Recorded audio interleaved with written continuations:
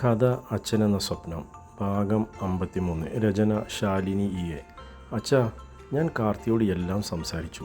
അവൻ പറഞ്ഞത് എന്താണെന്നറിയുമോ അച്ഛന്? ഡ്രൈവിങ്ങിനിടയിൽ ബദ്രി കാര്യങ്ങൾ സംസാരിക്കുന്നത് കേട്ടിരിക്കുന്നതല്ലാതെ സത്യപ്രതാപൻ ഒന്നും തിരികെ പറയുന്നില്ല. അച്ഛാ, കാർത്തിക്ക് ഒരു മെയിൻ ശത്രുവുണ്ട് നമ്മുടെ ഓഫീസിൽ. കാർത്തിയെ തകർക്കാൻ മാത്രം മുന്നിട്ടിറങ്ങിയവൻ. ചില്ലുവിന് വന്ന ഈ വിവാഹാലോചന വെറും ഒരു നാടകം മാത്രമാണ് അച്ഛാ. അയാൾ ആ ദേവദത്തൻ മറ്റൊരു പെൺകുട്ടിയുമായി ഇഷ്ടത്തിലാണ്. ആ വിവാഹം നടത്താൻ അവൻ്റെ അച്ഛനും അമ്മയും സമ്മതിക്കില്ല. അവൻ്റെ ഇഷ്ടം നേടിയെടുക്കാൻ വേണ്ടി നടത്തുന്ന ചതിയുടെ മുഖം മൂടിയുള്ള വിവാഹാലോചനയാണിത്. അതിൻ്റെ വ്യക്തമായ തെളിവുകൾ കാർത്തിയുടെ ഫോണിലുണ്ട്. കാർത്തി ഇന്നലെ ദത്തൻ്റെ ഓഫീസിൽ ചെന്നത് അവനോട് വിവാഹത്തിൽ നിന്നും പിന്മാറാൻ പറയാൻ തന്നെയായിരുന്നു. അതൊരിക്കലും ചില്ലുവിനും കാർത്തിക്ക് കല്യാണം കഴിക്കാൻ വേണ്ടി ആയിരുന്നില്ല. നീ എന്താ കാർത്തിയുടെ ഫോണിൽ കണ്ട തെളിവ്? മൗനമായിരുന്ന സത്യപ്രതാപൻ ചോദിച്ചു. ഞാൻ കണ്ടത് ഓഫീസിൽ കാർത്തിയുടെ PA ഇല്ലേ, സിദ്ധാർത്ഥ്. അവനും ദേവദത്തനും ചങ്കുകളാണ്. രണ്ടുപേരും കൂടിയുള്ള രഹസ്യ മീറ്റിംഗ് വീഡിയോ ക്ലിപ്പാണ് ഞാൻ കണ്ടത്. നീ വീഡിയോയിൽ അവരെ വ്യക്തമായി കണ്ടോ? ക്ലിയർ അല്ലായിരുന്നു. സംഭാഷണങ്ങൾ വ്യക്തമാണ്. ദത്തിൻ്റെ വിവാഹാലോചനയെക്കുറിച്ച് കാർത്തിയോട് നീ മുൻപ് പറഞ്ഞിട്ടുണ്ടോ? ഗൗരവം നിറഞ്ഞതായിരുന്നു സത്യപ്രതാപൻ്റെ ചോദ്യം. ഇല്ല, അച്ഛനല്ലേ ആരോടും പറയണ്ട എന്ന് പറഞ്ഞത്. അതുകൊണ്ട് ഞാൻ ആരോടും പറഞ്ഞിട്ടില്ല. കാർത്തി നമ്മുടെ വീട്ടിൽ വന്നപ്പോൾ ഞാൻ പറഞ്ഞിട്ടാണോ ചില്ലുവിൻ്റെ വിവാഹകാര്യത്തെക്കുറിച്ച് അറിയുന്നത്? അവൻ്റെ മുഖഭാവത്തിൽ നിന്നും എനിക്കത് തോന്നുന്നില്ല. പിറ്റേ ദിവസം തന്നെ ഗൂഢാലോചന നടന്നു എന്നതിൻ്റെ പേരിൽ ദത്തനെ പോയി ഭീഷണിപ്പെടുത്തിയെന്ന് പറയുമ്പോൾ അത് വിശ്വസിക്കാൻ എനിക്ക് അല്പം ബുദ്ധിമുട്ടുണ്ട്. എനിക്ക് ഉറപ്പുണ്ട് ദത്തൻ്റെ ആലോചനയെക്കുറിച്ച് കാർത്തി മുൻപേ അറിഞ്ഞിരിക്കുന്നു. വീഡിയോ വ്യക്തമാകാതെ വോയിസ് മാത്രമാണ് നീ കേട്ടതെങ്കിൽ കാർത്തിയാണ് നാടകം കളിക്കുന്നത്. എന്തു തന്നെ പറഞ്ഞിട്ടും മനസ്സിലാകാതെ ഇരിക്കുന്ന അച്ഛൻ്റെ മുഖത്തേക്ക് നോക്കി ബദ്രി.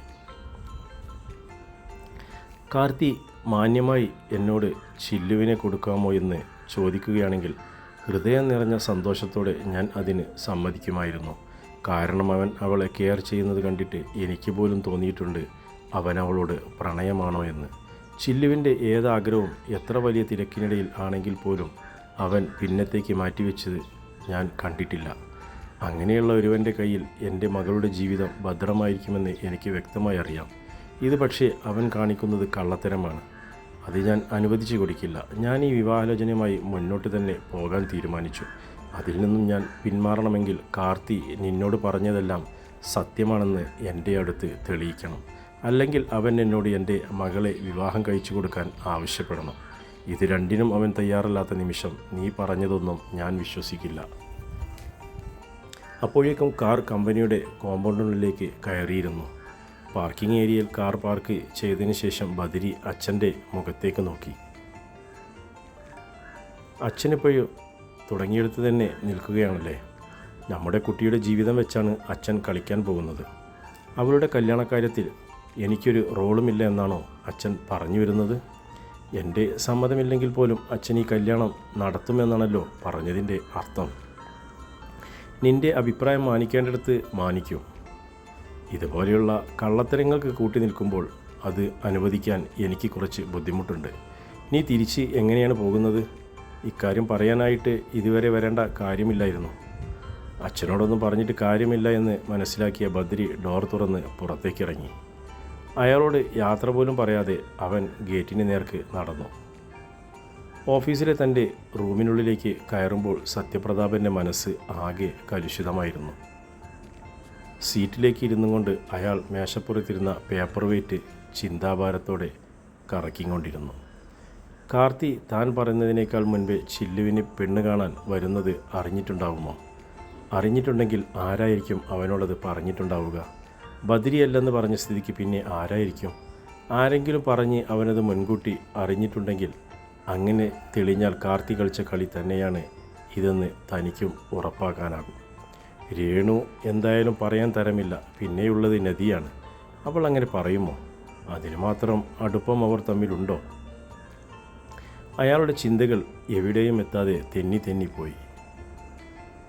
പെട്ടെന്നാണ് കുറച്ച് ദിവസം മുൻപ് സിദ്ധാർത്ഥ പറഞ്ഞ കാര്യത്തിലേക്ക് അയാളുടെ മനസ്സെത്തിയത്. സാർ, കാർത്തിക് സാറിൻ്റെ ക്യാബിനിൽ നമ്മൾ രണ്ടുപേരുമല്ലാതെ മറ്റൊരാളും കയറാൻ പാടില്ലെന്നല്ലേ കമ്പനിയുടെ റൂൾ? എന്താവശ്യമുണ്ടെങ്കിലും അത് ആദ്യം അറിയേണ്ടത് നമ്മൾ രണ്ടുപേരുമല്ലേ?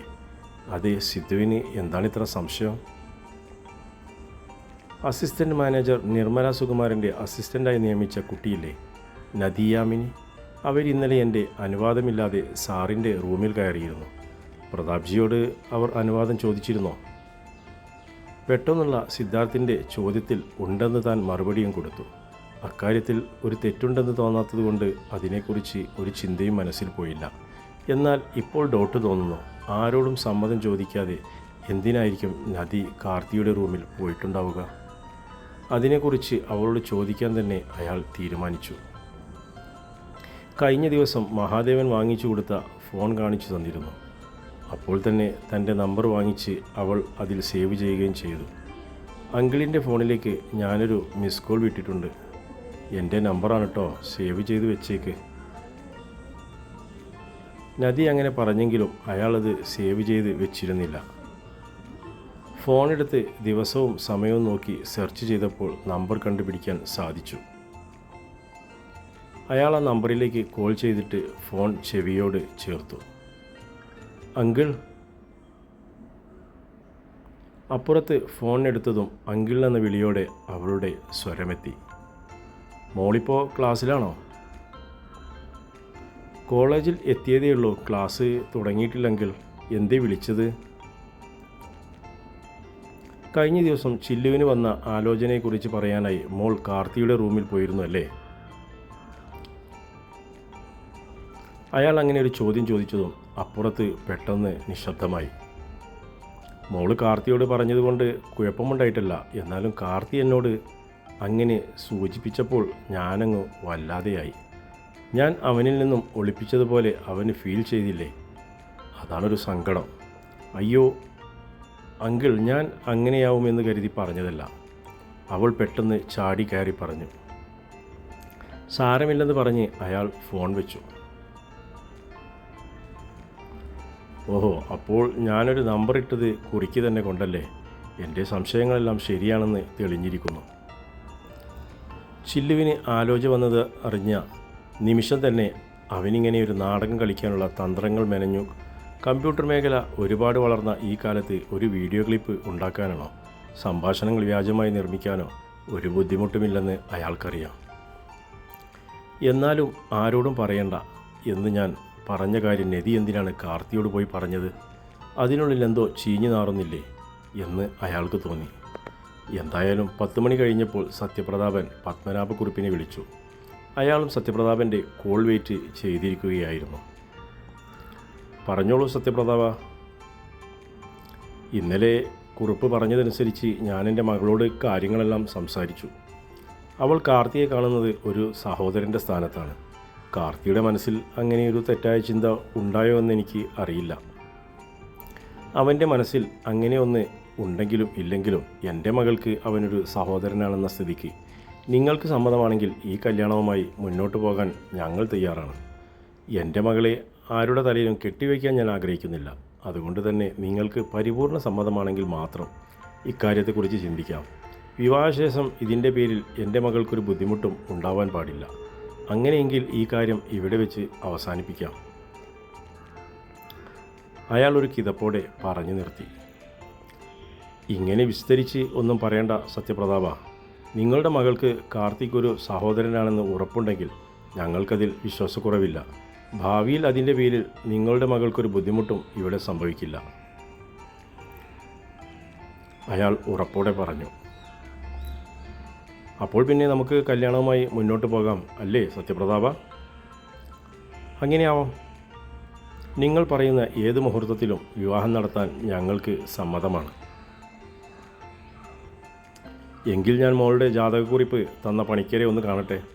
അതിനുശേഷം ദിവസം തീരുമാനിക്കാം. ഈ മാസം തന്നെ കല്യാണം നടത്തുന്നതിൽ എതിർപ്പൊന്നുമില്ലല്ലോ? ഇല്ല, നിങ്ങൾ നിശ്ചയിക്കുന്ന ഏത് ഡേറ്റിനും കല്യാണം നടത്താൻ ഞാൻ തയ്യാറാണ്. എങ്കിൽ ഡേറ്റ് നോക്കിയതിന് ശേഷം ഞാൻ വിളിക്കാം. അങ്ങനെ പറഞ്ഞ് ഫോൺ വയ്ക്കുമ്പോൾ ദത്തൻ്റെ മനസ്സ് മാറുന്നതിന് മുമ്പ് ഈ കല്യാണം നടത്തണമെന്ന ചിന്ത മാത്രമേ പത്മനാഭക്കുറിപ്പിന് ഉണ്ടായിരുന്നുള്ളൂ. നടാശയിലെ ഒഴിഞ്ഞ കോണിലിരുന്ന് കാര്യമായ ചർച്ചയിലാണ് കാർത്തിയും ബദ്രിയും. ഞാൻ പറയുന്നതൊന്നും അച്ഛൻ്റെ തലയിൽ കയറുന്നില്ല കാർത്തി. നീ എന്തൊക്കെ ഉടായ്പ് കാണിച്ചിട്ടാണ് ഈ വീഡിയോ ക്രിയേറ്റ് ചെയ്തതെന്നാണ് അച്ഛൻ പറയുന്നത്. അങ്ങനെയല്ലെങ്കിൽ നീ ഇത് അച്ഛൻ്റെ മുന്നിൽ തെളിയിക്കണമെന്ന്. അതല്ല, നിനക്ക് ചില്ലുവിനെ കല്യാണം കഴിക്കാനാണ് ആഗ്രഹമെങ്കിൽ അച്ഛനോട് നേരിട്ട് ചെന്ന് പെണ്ണ് ചോദിക്കാൻ. അങ്ങേരുടെ മകളെ നിനക്ക് തരുമോ എന്ന് ഇല്ലാത്ത പ്രണയം പറഞ്ഞു ഇനിയെങ്ങാൻ നിങ്ങൾ തമ്മിൽ പ്രണയിക്കുമോടാ? ബദ്രി തമാശയുടെ പരിവേഷം ചാർത്തിക്കൊണ്ട് ചോദിച്ചു. കാർത്തിയുടെ മുഖം ഗൗരവപൂർണമായതല്ലാതെ മറുപടിയൊന്നും പറഞ്ഞില്ല. അച്ഛൻ കല്യാണവുമായി മുന്നോട്ട് പോവുകയാണെങ്കിൽ നമ്മൾ ഇനി എന്തു ചെയ്യും കാർത്തി? ചില്ലുവിൻ്റെ കാര്യമായതുകൊണ്ടാ, അല്ലെങ്കിൽ നിൻ്റെ അച്ഛൻ പൊട്ടിക്കരയുന്നത് കാണാൻ ഞാൻ വെയിറ്റ് ചെയ്യുമായിരുന്നു. കല്യാണത്തിൻ്റെ അന്ന് ഒരിക്കലും ദേവദത്ത് മണ്ഡപത്തിലെത്തില്ല ബദ്രി. അവിടെ തകർന്നു വീഴുന്നത് നമ്മുടെ ചില്ലുവിൻ്റെ ജീവിതമായിരിക്കും. അന്നേരം നിൻ്റെ അച്ഛന് നാണക്കേടിൽ നിന്നും രക്ഷപ്പെടാൻ ഒരു ഹാർട്ട് അറ്റാക്ക് അഭിനയിക്കുകയേ വഴിയുള്ളൂ. എന്നാൽ നിനക്കോ? ക്ഷണിച്ചു വരുത്തിയവരുടെ മുന്നിൽ നീ എന്തു ചെയ്യും? ഒരു മറുപടി പറയാനില്ലാതെ ബദ്രി മറ്റെങ്ങോ നോക്കിയിരുന്നു. തുടരും കഥയുടെ അടുത്ത ഭാഗം നാളെ ഇതേ സമയം.